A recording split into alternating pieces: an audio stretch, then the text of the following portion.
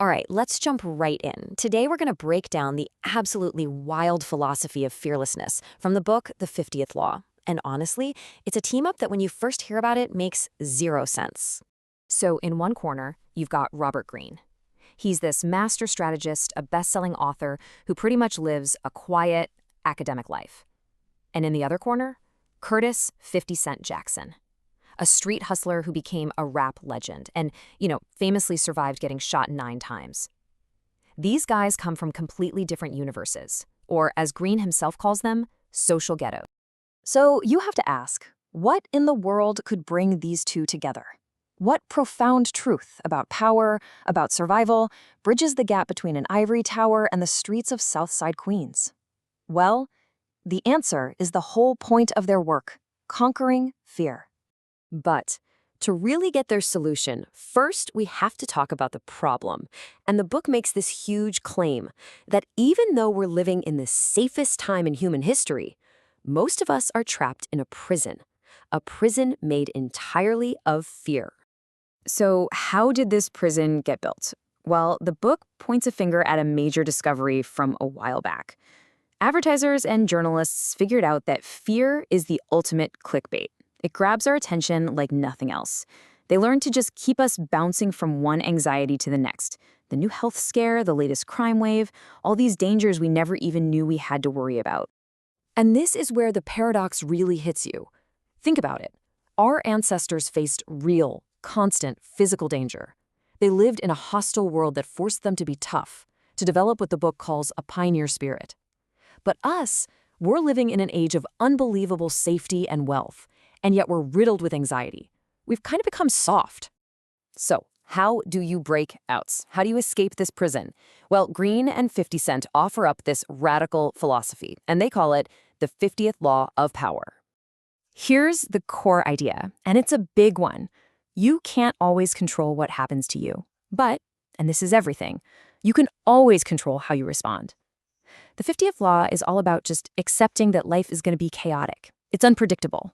And your real power doesn't come from trying to control everything out there, but from mastering your world in here. Now, this takes a major mental shift. See, most of us, if we're being honest, live in what they call the passive mode. We're always trying to avoid drama, avoid tough situations, just find comfort.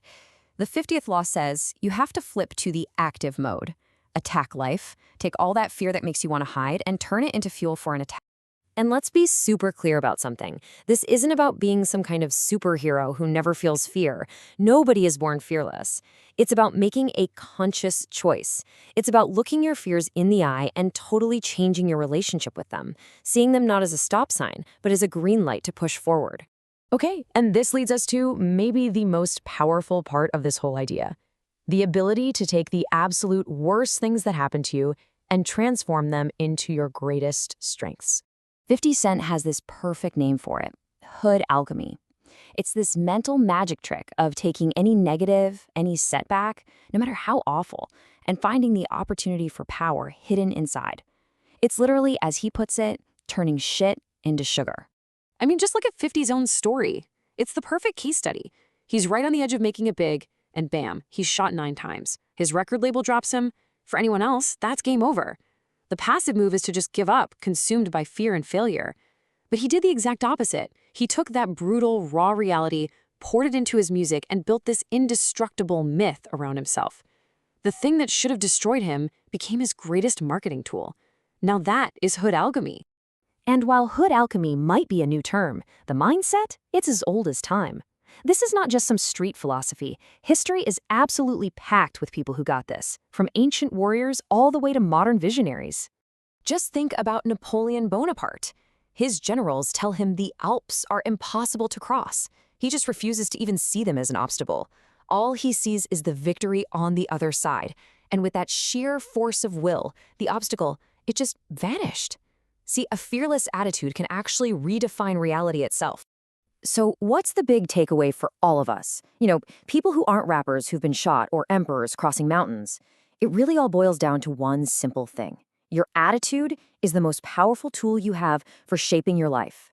Here's what you've got to realize. You don't need a near-death experience to figure this out. Everybody has problems. Everybody has rivals. The only difference is the choice you make.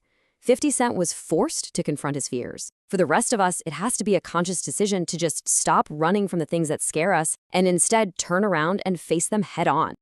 At the end of the day, it's really a choice between two paths. A fearful attitude, it just shrinks your world. It backs you into a corner until you have no room left to move. But a fearless attitude, it does the exact opposite. It blows the doors open to new possibilities, it gives you freedom, and as the book argues, it is the single most important factor in any situation you will ever face. And that brings us to one last question, a personal one for you.